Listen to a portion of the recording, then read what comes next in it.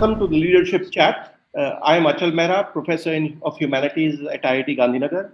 I'm your co-host this evening with Mukul Pandya, former Editor-in-Chief of Knowledge at Wharton. For more than a year now, we have been immersed in a global crisis with the COVID pandemic, which plans to be sticking around with us for a while now. In such a debilitating time, our discussion today with the authors of a new book on transformation in times of crisis may either be very relieving or foolhardy. We'll find out. I request Mukul to introduce our guests and get us started on the conversation this evening. I will return later during the chat with audience questions. Some of you have submitted these questions in advance, and we encourage others to do so using the chat window. We will try to get as many of your questions as possible as we can. Mukul? Achal, thank you so much. And good morning, good afternoon, good evening to you all. That seems now to have become the standard greeting in the Zoom world, where we all may be together, but we are in different parts of the world and in different time zones. So I'm delighted to introduce Nitin and Jerry. And as Achal said, they are the co-authors of Transformation in Times of Crisis, 8 Principles for Creating Opportunities and Value in the Post-Pandemic World. So Nitin Rakesh is the CEO of Mphasis. He has long been a respected leader in the IT services industry, and he joined Mphasis as its CEO in January 2017. Under his leadership, Mphasis set a record of the highest deal wins in the company's history, and the stock price rose by 2.5 times in 2 years, and revenues from digital projects increased substantially. Before joining Mphasis, Nitin was the CEO of Syntel, which is an NASDAQ-listed IT services company. He is also a founding member of Plaksha University, a new model of engineering education and research through collective philanthropy to transform higher education in India. Nitin, welcome to you. Thank you for joining us today. Thanks, Mukul. And Dr. Jerry Wynn joined Wharton in 1967 with a doctorate from Stanford. And he took an Emeritus status in July 2017. He is currently the Lauder Professor Emeritus and Professor of Marketing. Jerry is one of the most innovative professors at Wharton that I've met in a school that is filled with many, many smart professors. He founded the SEI Center for Advanced Studies in Management and ran it for 3 decades. He has published more than 300 articles and 30 books and received 4 major marketing awards. He was inducted into the Marketing Hall of Fame in 2017. Jerry, welcome. Thank you for joining us, all of us today. Thanks for having me. Now, before inviting Jerry and Nitin to talk a little bit about their books, I'll just mention one part. I was fortunate to help, in the interest of transparency, I was fortunate to help a little bit with editing the book. And as part of that process, I got to hear from more than 30 leaders and experts who endorsed it. And the comment that stands out most in my mind is from Philip Kotler, who is widely considered to be the father of modern marketing. And he wrote, "I wish that I had written this book." I hope that by the end of this session, you will see why he said that. So Nitin and Jerry, welcome again. Perhaps we could begin with some opening remarks from you about what inspired you to write the book, for whom you wrote it, and what you hope your readers will accomplish by reading it. Nitin, would you start us off, please? Thank you, Mukul, and thank you to IIT for having us.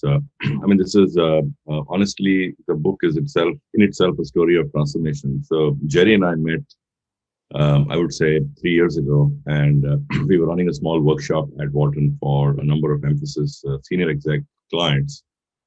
These are people who run either large groups or C-suite of Fortune 500 companies, mostly US firms at that point in time when we did the workshop. And the topic of the workshop was very interesting. It was really all about how do you deal with disruption, right? And I think all of you are well familiar now that we're living through some really interesting times.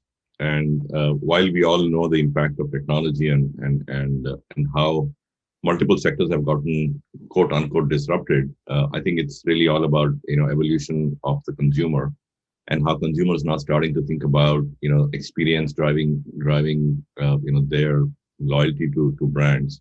think about the impact Amazon had in retail or impact Netflix had on media. And I think, the whole payment sector, with PayPal and Square. So I think industry after industry, we've seen, how the new quote unquote tech upstarts or consumer centric firms have started to kind of gain significant share. So the workshop was all about how do you deal with disruption. And Jerry and I got talking, and I doodled out a little, point of view on, what enterprises need to do to deal with this disruption, so to speak. How do you architect your own disruption before somebody else, disrupts you from within the industry, or more likely than not from outside the industry. And I think so that was kind of the idea of the book. It didn't start as a book idea. It started as a discussion, on a piece of paper over lunch. And Jerry pushed me to think about writing a paper. And then he changed his mind and said, no, I think you should write a book. And we decided to partner in doing this. So we were almost ready with the manuscript of the book, and COVID hit. And as COVID hit, we realized that everything we'll be talking about in the book from a disruptive standpoint, right? The use of technology, consumer-led disruption, experience, personalization, talent, all of that became extremely relevant in the COVID world. Not only it became relevant, it actually got accelerated. So we had to pivot the book and effectively, think about how do you give a guidebook or a playbook to the business world, giving them a sense of, how do you use the pandemic, not just to survive, but actually to thrive. So it's about creating opportunity as the crisis hit, using the environment that was presented to us as a leaning forward catapult. Think about how, a lot of times, you need a little bit of a crisis to change, internal resistance to change, to think about, how do you adopt and embrace new technologies, new ways of dealing with consumers, breaking down internal silos, adopting some experimentation or innovation mindset. So I think all the things that we talked about. So I think we wrote the book essentially with a mindset of how do you deal with the crisis? How do you make opportunity, shine through, not only, survive, but thrive? And most importantly, it's not meant only for the C-suite. It's not meant only for CEOs and board members. It's actually meant for each and every individual, because the same exact 8 principles that we talked about can actually equally be applied to daily life. To no matter you're a junior exec, mid-level exec, student, because the principles are pretty much the same, because they talk about how you can actually implement change during time of a crisis in anything you do. So I think we hope that the book's been useful to, of course, the senior folks, the business leaders. More importantly, as I always say, everybody's the CEO of their own career, right? The book has to be extremely useful to anybody and everybody who's thinking about, how do you make an impact in this world? And, we're living through some really interesting and amazing times. The pace of change in itself presents so many opportunities, industry after industry, across industries, the whole blockchain crypto world, the ability to look at, all things digital, gone from an omni-channel to a digital only, digital first world. It's just an amazing time to live through. And I think we are fortunate that we are seeing, this in our lifetime. So again, I'm very excited about the opportunities presented through the last, I would say, few years, especially in the last 12, 18 months. And while, there's a big human cost to the crisis, I think when history books are written 20 years out, this will be a seminal year for humanity. Thank you, Nitin. Jerry, would you like to add to that? Well, let me add only a few things. One is Nitin emphasized really the fact that it's for everyone, and especially also for every individual.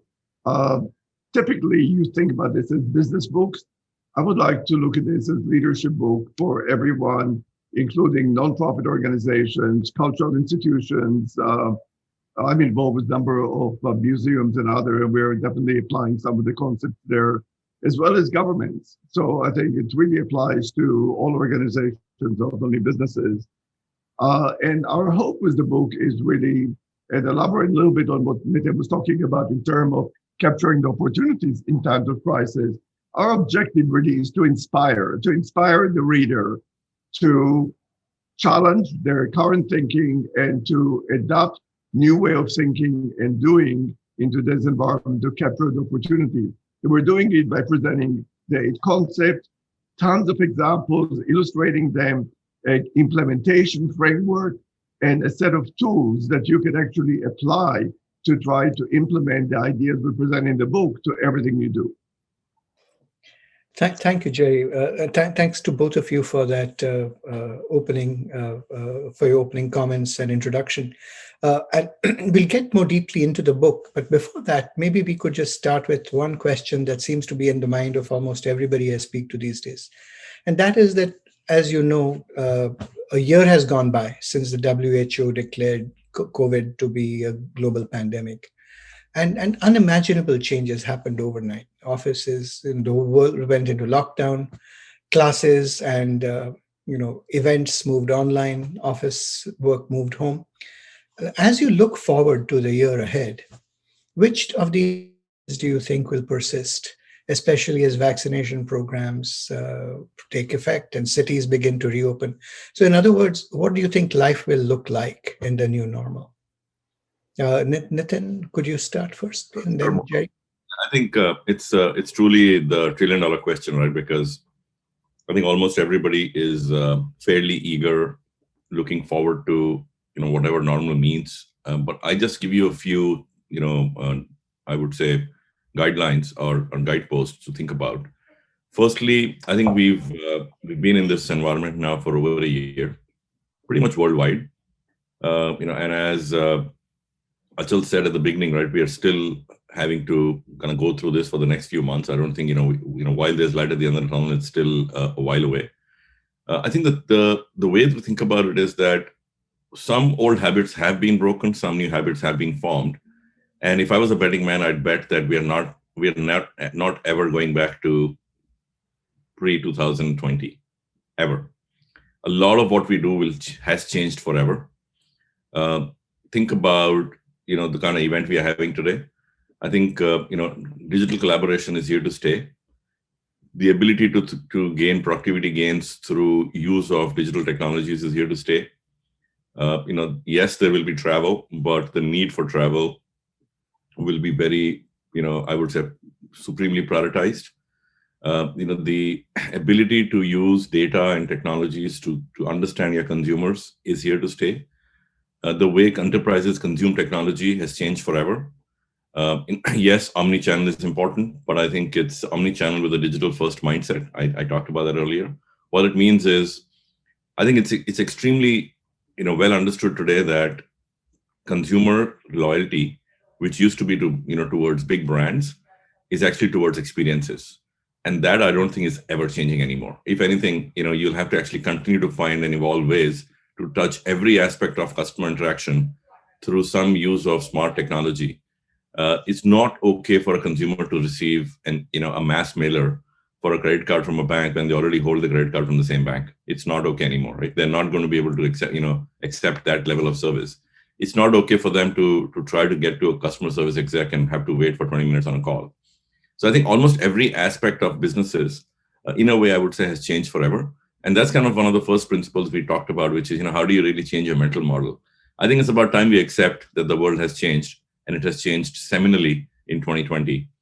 And what we have to now do is build on this new way of doing business, new way of interacting with people, new way of interacting with your own friends and family, and of course, a new way of using all of these changes in actually finding opportunities. So that's kind of, I think, my take.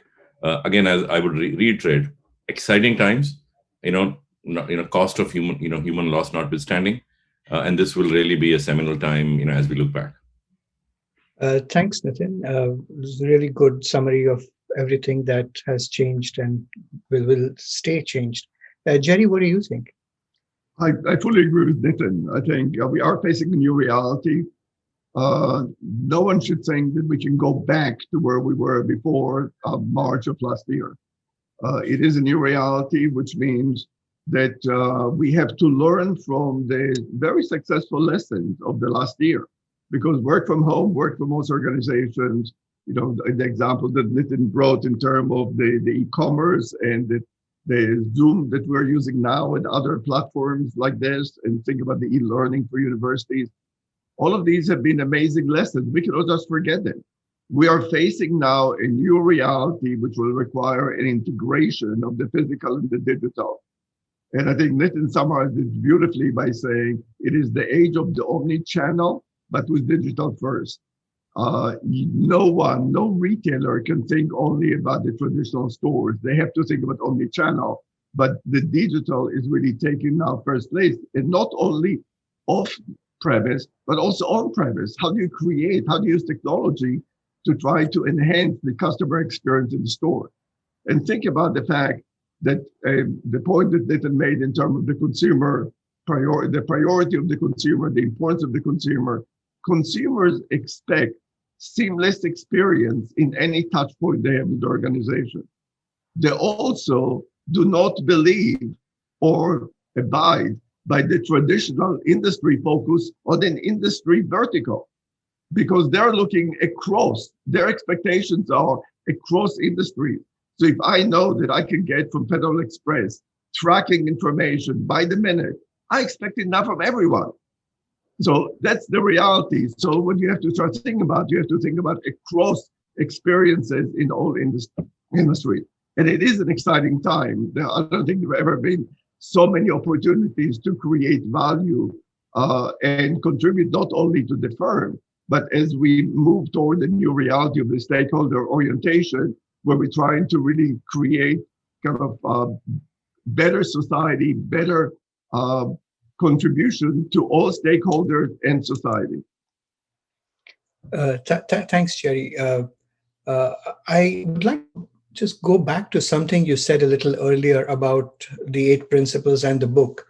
And you said that it's really for everybody. And I was wondering, when you think about the principles of transformation, how would they apply to educational institutions, say for like the IITs and other educational institutions around the world?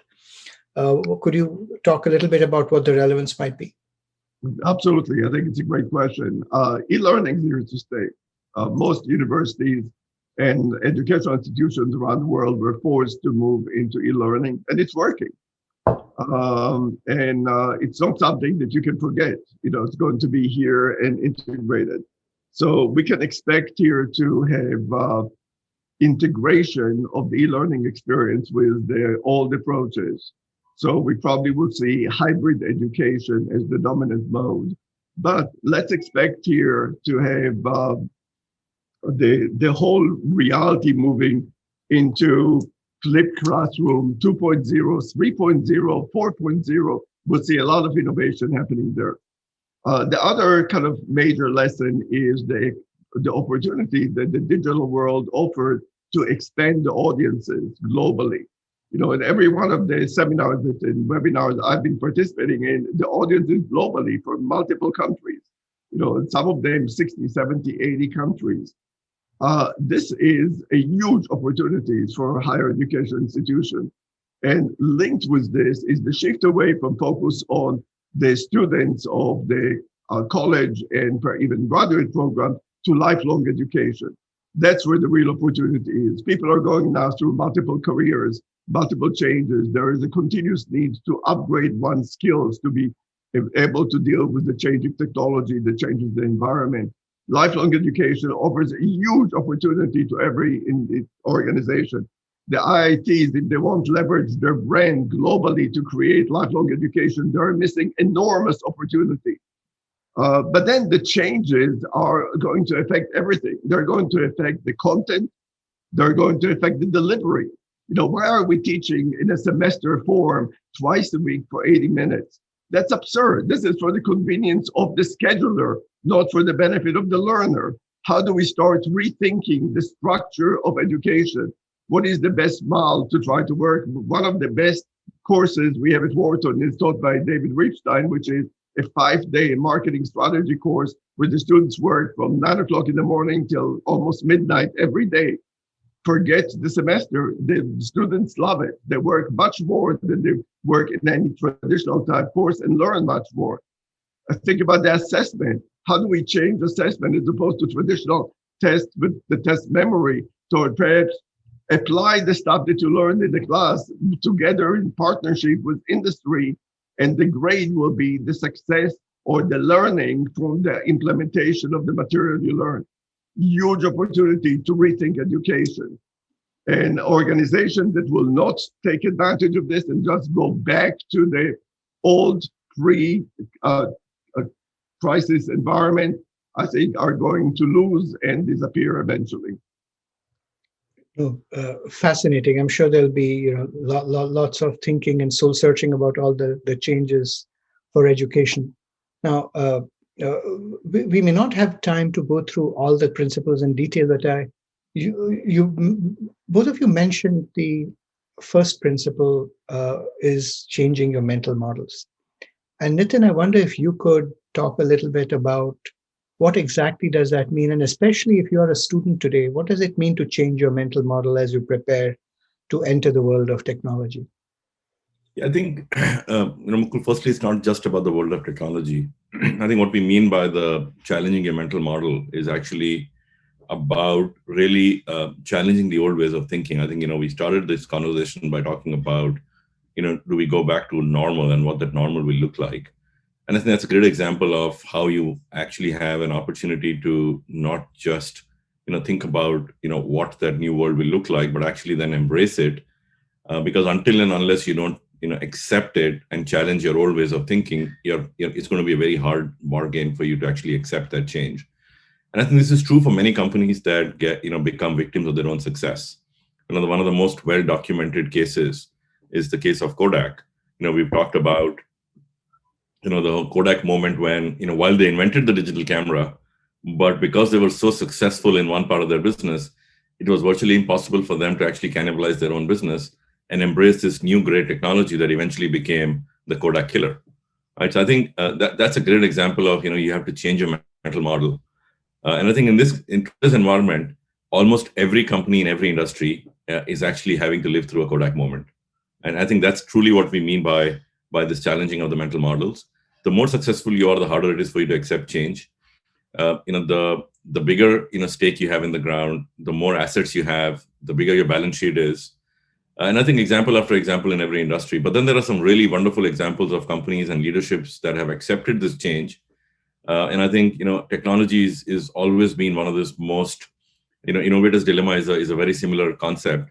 It's been one of the most disrupted businesses because it's typically not possible for you to to create your own innovation that leads you to the next big tech, and hence we've seen the shelf life of technology companies to be a lot different. But there are wonderful examples of companies like Microsoft. While there was a lost decade, but look at the pivot they made in the last 8-9 years. And who would have imagined 25 years ago that Microsoft, which is all about licensed technology, closed systems, no access to source code, is today the world's leader in actually owning the open source platform called GitHub, right? So that's a wonderful example of how you actually embrace this new normal, how you've become one of the premier drivers of the change towards enterprises and the way they conduct the business. And truly, the change really has to start at the top. And I think from a student perspective, I think it's honestly, I have to deal with this even today, right? If you look at the last 30 days, and the revolution we are seeing, at least in the US, in the crypto world, combined with this new NFT platform, the non-fungible token platform for all things digital, it's extremely hard to understand and make sense of it. But you have to accept that that's the new reality setting in. And I can now see a world where there'll probably be a combination of, I would say, sovereign democratized blockchain platforms that will become new industry standards, whether it's for healthcare, whether it's for real estate records, whether it's for settlement systems. So I think that's a great example of something that we don't understand. We have to invest time and effort, but firstly, you have to accept that yes, this is probably a new way of that is evolving, and we have an opportunity to actually make the most of it. So I think that's to me that is a foundational element and a foundational principle. If you don't get beyond that principle, everything else is going to be really hard bargain. Thanks, Nitin. So Jerry, just to build on what Nitin said, what are some of the implications of all these things that are happening for the world of work, the future of work? Because this will, have several of your principles could apply to what kind of a world the students can expect. What do you think? the new world of work is going to have to incorporate in it the work from home. It has to incorporate in it the advantages that we talked about in terms of the Zoom and other technology platforms like this. It has to reflect the new realities, the new changes technology introduces, as Nitin so clearly articulated with the Microsoft examples and the blockchain examples and others. And primarily, when we talk about the future of work, we have to think about the whole talent strategy. We cannot rely strictly on the traditional way of hiring people and then hopefully developing them and retaining them. We have to start incorporating what we know today in terms of the open talent and open innovation and creating the mix between the two.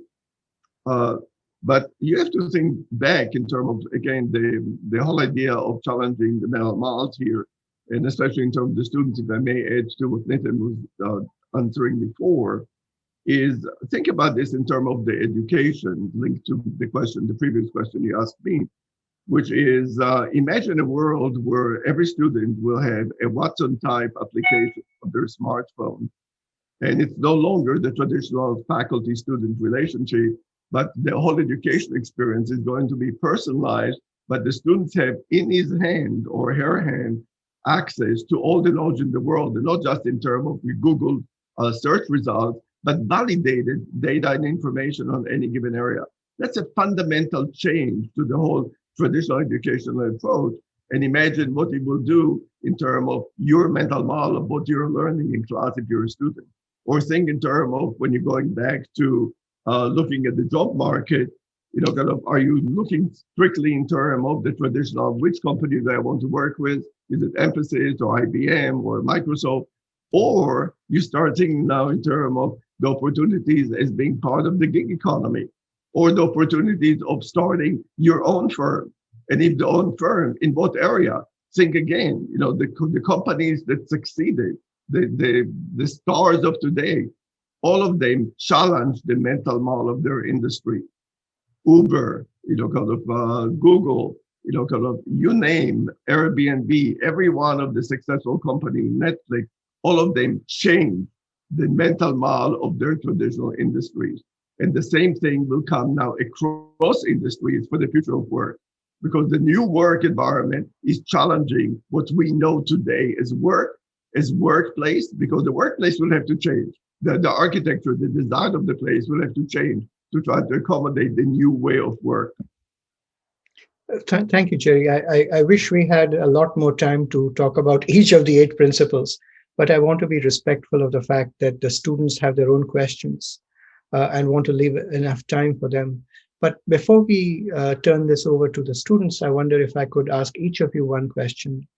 And that is, since each of you mentioned leadership, and that's also the theme of this series, if somebody wants to be a leader in this new environment, what kind of leader would you have to be? And if you were an IIT student today, what would you do to prepare to become that kind of a leader in the future?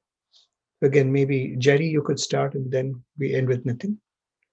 Well, I think that it really requires new leadership style.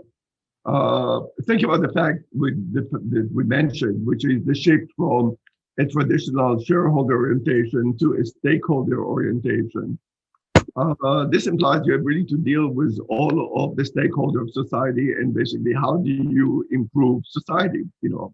What is your contribution to society? Think about the networks we're dealing with in terms of networks of open innovation and others.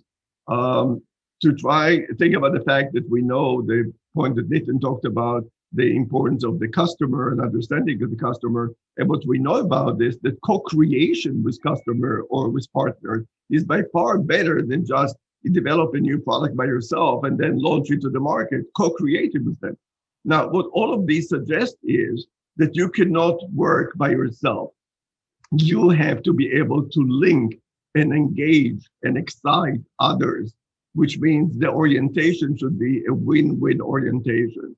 So the hallmark for the new leadership style that depends so much on the networks of people involved in orchestrating them and in motivating them and engaging them and exciting them It's really a win-win orientation and a deep understanding, appreciation, and empathy to the people you're dealing with. Thank you, Jerry. And Nitin, we'll come to you for your final comments on this. Hard to add anything to anything what Jerry said. But I think there are two or three items that are quote unquote true north as you think about leading or taking on any challenge, whether you work for a company, you run a business, you start a business, or you think of being a disruptor or a startup person.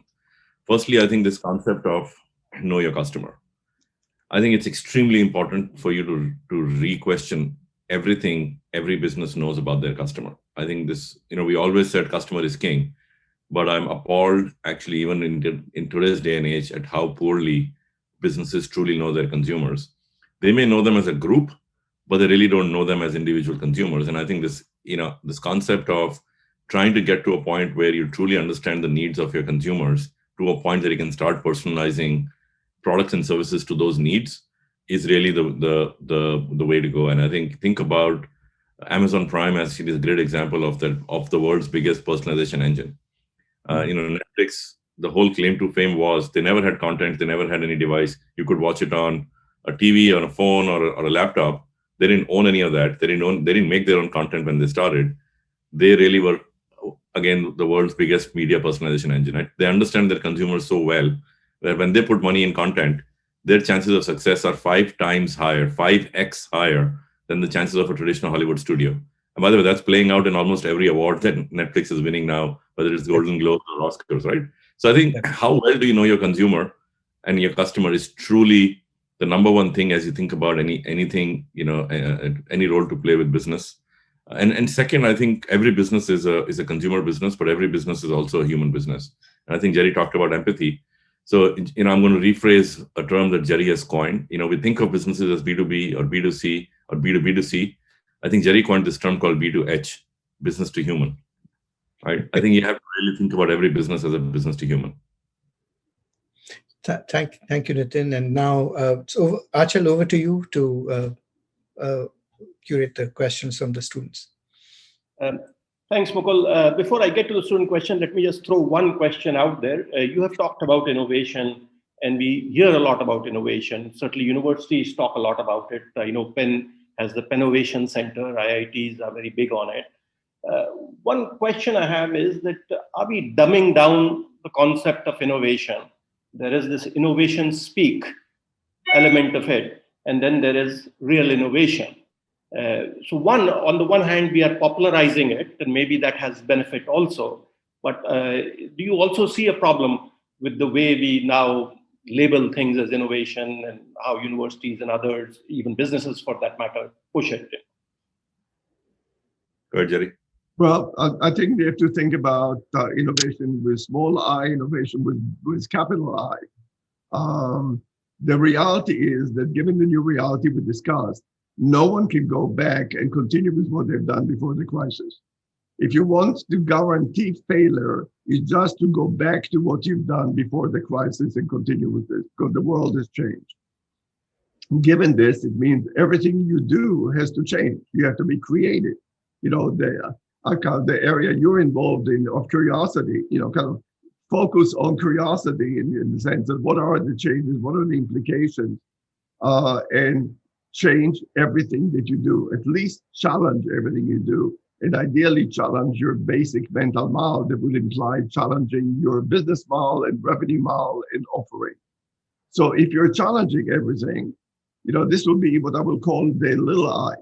But then if you really come up with a fundamental change, like the changes Nitin was talking about in blockchain today, or the changes that Netflix said, or Uber and the other, these are the big I, the capital I innovations, and expect them. And one of the chapters we have in the book is on the need for continuous innovation in all time horizons. So not only for today, but actually start developing a portfolio of experiments that allow you to innovate, not only for today, but also for the future, the long term, when you come up with totally idealized design and saying, what type of company do I want to have 10 years from now? Think about Kroger that came up with this amazing vision of zero hunger, zero waste by 2025. This is the vision. That's a big I. If they are now implementing strategies that could be little I or big I, strategies to try to achieve this amazing type of vision. Actually, if I can just add one more thing, that's a question we struggled with a lot as we thought about creating innovation in our own business. We are a, tech services company, as you know. I think the way I think about it is, firstly, it's a given that you will see democratization of innovation because tech is now democratized. The access to deep tech platforms, the access to machine learning platforms, now even access to quantum platforms has been democratized through the use of, or through the availability of everything that you see in terms of AWS and Azure and Google and all of these things. So I think to me, you can bucket it into two categories. There is fundamental innovation, fundamental research. I think universities have a huge role to play in breakthrough technologies. I was just reading about the new book that came out on the CRISPR technology and the innovator. I think it required some superhuman effort to actually create that tech. But then that's where businesses then step in and say, okay, how do I apply that fundamental research into practice? That itself requires a level of innovation, right? And that's what we call the applied research, applied tech mindset. So we are obviously in a sweet spot because we play the bridge between fundamental and applied. And everything we do at Mphasis, for example, is an applied tech mindset. All of our R&D is all about taking TensorFlow, taking all the open research available in open domain, open source, and applying it to actually making it real. And that does require a significant amount of innovative thinking as well. So I think it's a to me, it's all about fundamental and applied. And by the way, the bridge is partnerships. That we have a partnership with IIIT Bangalore. We just tied up with Ashoka University to set up a lab of computational thinking. We are very soon announcing a tie on the quantum side. So I think it's really all about building that bridge and going from fundamental to applied, because businesses do need that applied mindset as well. Thanks. We have a cluster of questions from students that relate to this theme. So I'll put them together. And this is directed to you, Nitin. How did you start your journey to get to where you are? And also, if you had any suggestion for a student, how they can strengthen their leadership skills, what may be the kind of activities they can engage in while they're a student here for developing those skills? So again, my story is a very usual small town story. I grew up in a small town outside of Delhi. I became an engineer. I actually decided not to go to IIT and instead went to DIT, because I was so focused on comm science. And I think the thing that I learned early on was, this is probably, I wasn't very popular at home, and I told my family that I will probably not go to IT because I want to pick what I want to do versus where I want to go, right? So I think to me that clarity was extremely, useful early on, that I wanted to, be in a certain field. But from then on, I think it's about the only thing that has kind of stayed consistent through my, I would say, last 30, 35 years since I left home is, I think you have to be a curious person. Curiosity is the only thing that keeps you propelling forward. Of course, we don't know everything about everything. Trying to learn new areas, even if they seem outside of the industry. So I switched back and forth between technology, consulting, financial services. I left a successful C-level role to go found a startup in financial services because it seemed like fascinating space to be in. And think about, no matter which industry you're in, think about the purpose of the existence for that business. And I think as you start asking those tough questions, you'll find that you can actually make a big impact. So, how do you make an impact? How do you stay curious? And then how do you bring all your, faculties to bear to truly become, integrated and try to make a difference? I think to me, those things have worked out really well in the last few years. And I still think I have I have some ways to go. Still, learning every day. Working with Jerry last 3 years on this project has been extremely rewarding. Living through the last 1 year in business and trying to run a business has been extremely challenging, but also very, very, rewarding because it pushed you in different directions that you never imagined before. Okay, this question for Jerry from Vardhan Mongia, who's an IIT Gandhinagar student. How do you decide when to stop looking for more options before you make a decision? And the point is, I often fall for the opportunity cost bias in my decisions. Do you have any suggestions how to overcome that? Yes, follow the principle that Herb Simon developed years ago, which is satisficing versus optimizing. And the idea is best illustrated with the following. Imagine you're looking for a needle and then to work to use it for something, and the needle's in a haystack. If you want to optimize, you have to go through the whole haystack, select all the needles, find them, test all of them, find out the sharpest one, and use it. This can take you a long time. The satisficing model says, let me select, go through the haystack, find out the first needle, test it. Is it sharp enough for my needs? If yes, use it. If not, throw it and go look for the next one. The minute you find the one that is doing the job, use it. My suggestion will be develop a few key options. Look for radical different options. Don't look for something which will be 5% better than the other. Look for dramatically different one. So create for yourself like 3 dramatic scenarios of that can occur. One of them, the wildest possible scenario you can come up with. One like the continuation of the status quo, and somewhere in between. Select at least 1 or 2 options for each one of them. Select the one from them, and then design experiment, implement this, and run. If the experiment is successful, scale it. If it fails, throw it away and start with a new experiment. But it's continuous experimentation as you go and do it. I guess, Nitin, I guess this is a lot of our students probably have this question for you, and not just ours, I guess, but students everywhere. What qualities are you looking for when you are hiring candidates at Mphasis? Outside their technical, I guess they added outside their technical skills. Of course. I think, the way we've defined, so we went through a pretty, deep discussion on this topic as we were reinvigorating the Mphasis brand 4 years ago. And we identified that the one quality we need in anybody who works at Mphasis, irrespective of the role, technical, support, sales, is what we call the learning quotient. How open are you to learning? How open are you to evolving and expanding your skill sets? Because in an environment where no matter what your skill set is, it's going to actually become redundant very quickly, or will get automated out, or will get challenged with some development. Think about programming. Yes, we value full stack developers and people who have extremely high programming skills, but if 5 years from now everything is going to be low code or no code, what skill set are you really then looking for in that program, right? So I think for me, the number one thing that we look for is what we call the learnability. How learning new Nitin, we're losing unifying you. theme.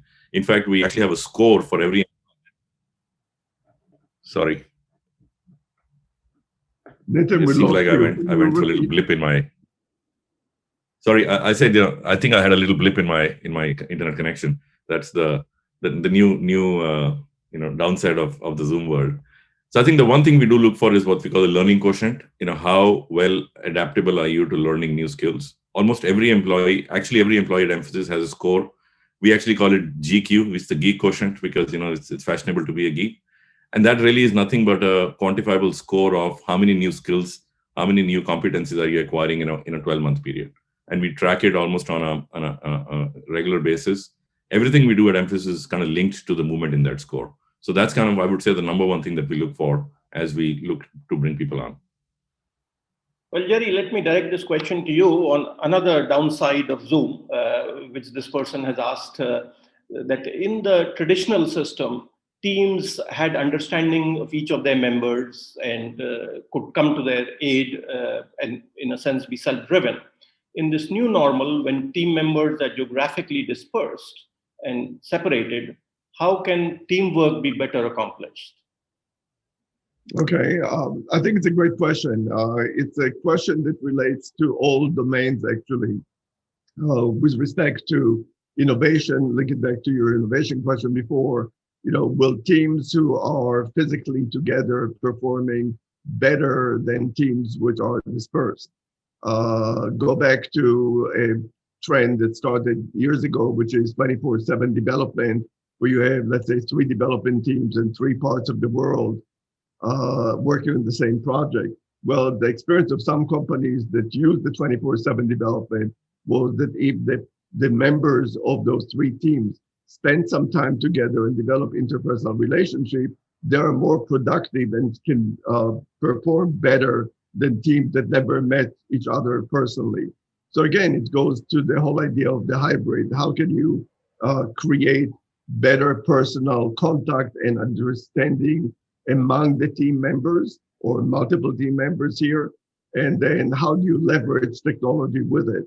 So I think the future will be not only to have, kind of digital teams that never meet each other, but hybrid teams that both meet each other, celebrate kind of the social contact among themselves, but then for much of the work as needed can work digitally, remotely.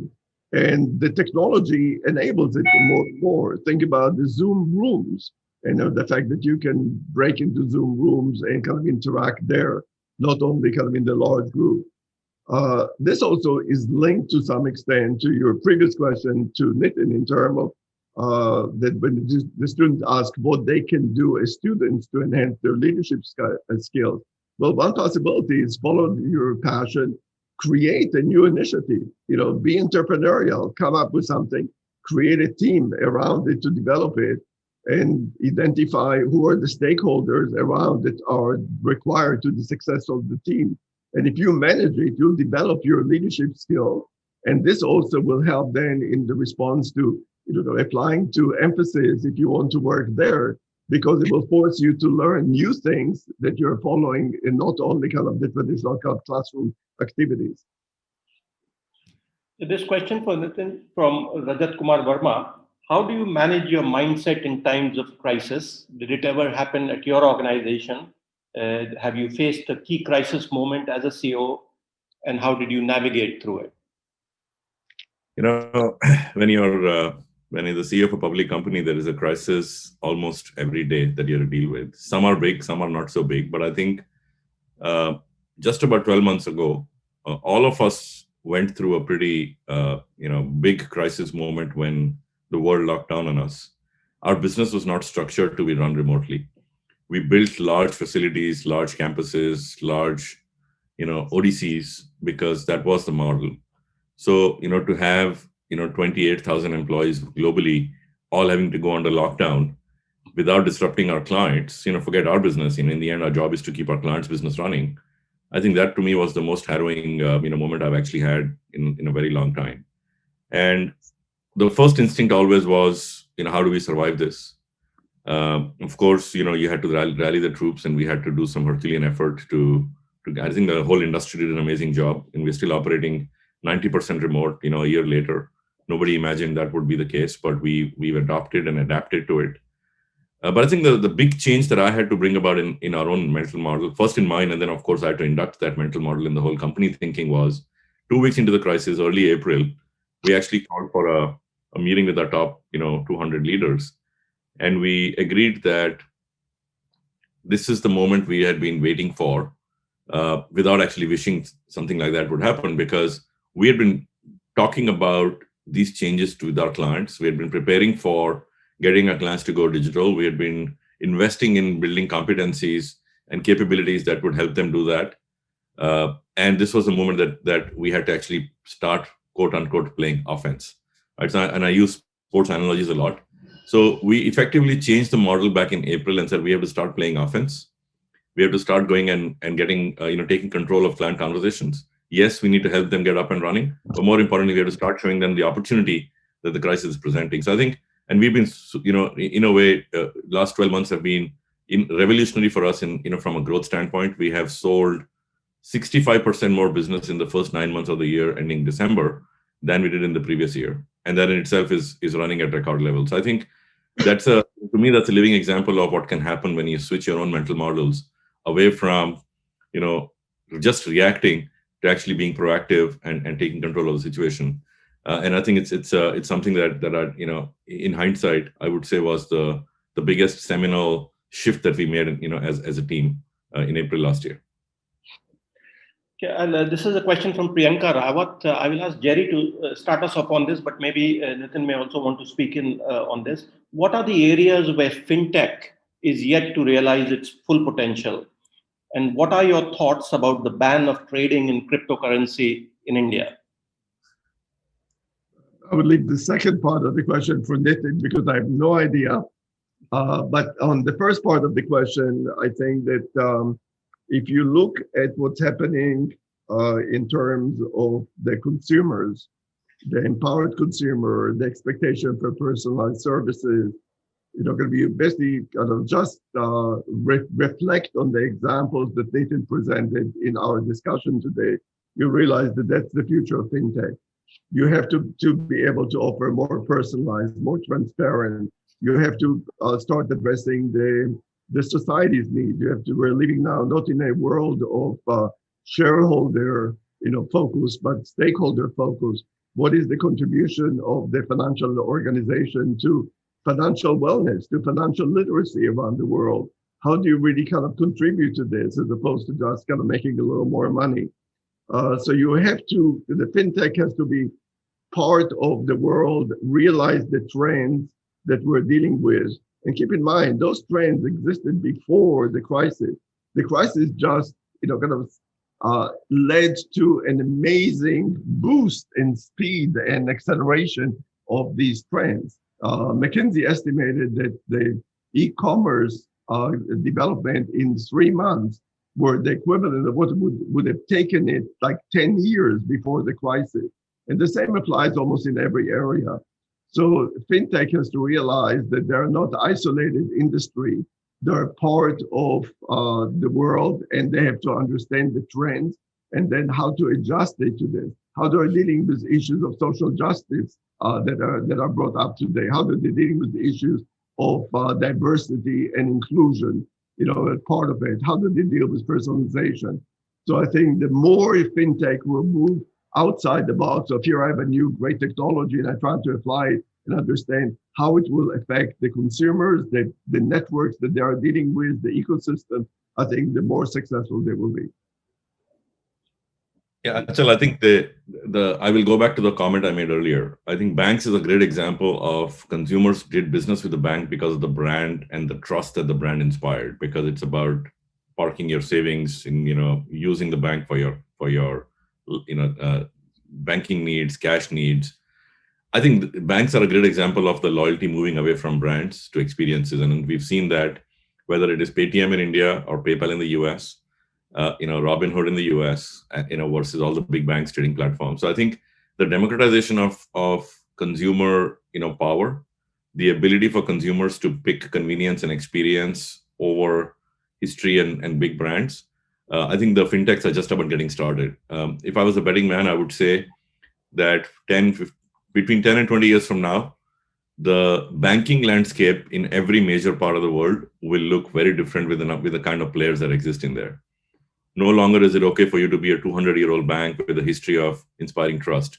If you can't keep up with the customer needs, if you don't know your customer, if you don't have one view of how you can service the customer better, you will actually completely get disintermediated. And that's what's happening very actively in the banking space. And by the way, your economic moat doesn't come from your size. It comes from your agility and your nimbleness. There are some very large banks that are very nimble even today. I think they have a great chance of making it on the other side.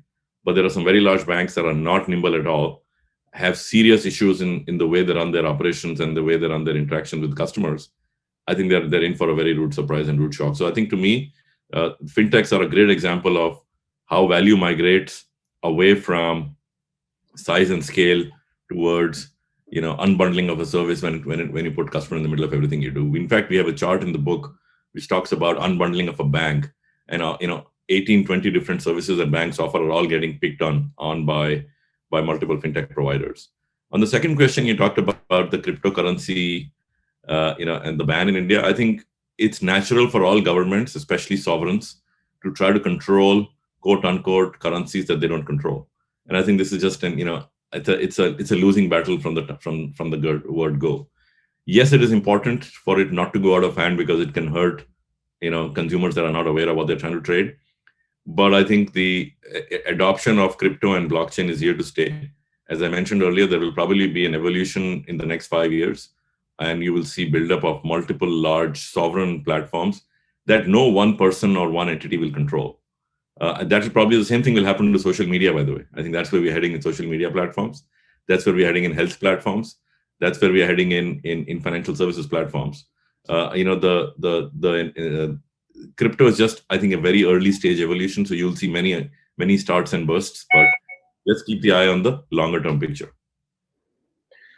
So Jerry, I did not realize, but that you taught a course on Indian and Chinese consumers. I just discovered that actually when I was researching you.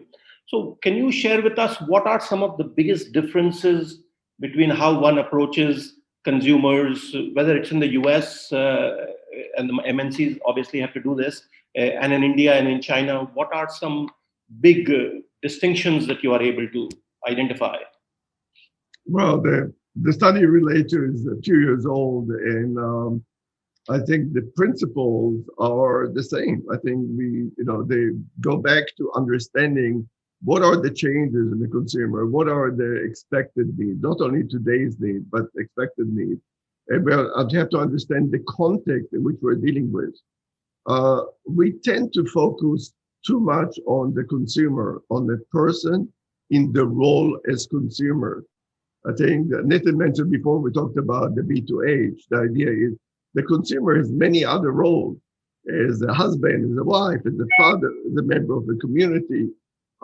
We have to understand the totality of the person. We have to think about new measures to look at this. We tend to measure from a business point of view, Net Promoter Score, which is the satisfaction or the likelihood of referring, others to the firm. But the question is, what about things like happiness? To what extent what the firm is doing is contributing to the happiness of the consumer? And the one common fact in all societies is all markets are heterogeneous. There is no homogeneous market.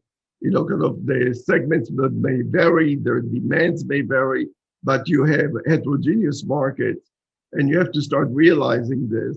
And I think the move toward personalized services, and we have a chapter on personalization scale, personalized services is really critical because technology allows us now for the first time to move away from one size fits all to the segments which we looked at for years, to the individual, really personalized approach, both in terms of the offering as well as the messages. So I think the approaches are universal. The details will vary enormously. The same way that the difference will vary within India between one city and another, between a city and a village. So you're dealing with recognizing the context, but within it, let's try to apply smartly the principles of how do we understand the consumer, their evolving need, and the need to personalization. And I guess we are coming to the end of our time. Let me just throw this, because partly what you are saying is that the data analytics, in a sense, is enabling us to market much more individually to people if necessary, which addresses this particular question.